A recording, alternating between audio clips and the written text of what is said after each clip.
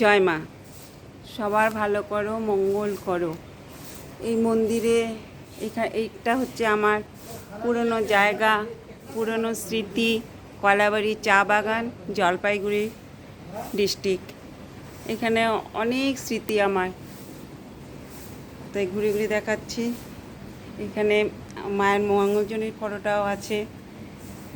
বছর বছর এখানে দুর্গাপূজা হয়, তারপরে এটা বাৎসরিক মা পূজা হয়।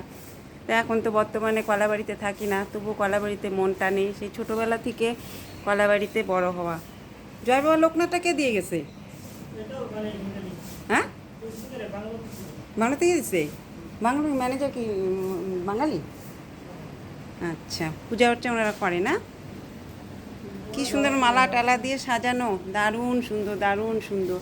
সামনের দিকে প্রচুর গাছপালা আছে, তো সেটা পরে নিয়ে আপনাদের দেখাচ্ছি। কি হবে? পদ্মা? হ্যাঁ, আচ্ছা। বিয়েতে তো অমাবস্যাতে তো বন্ধ ছিল।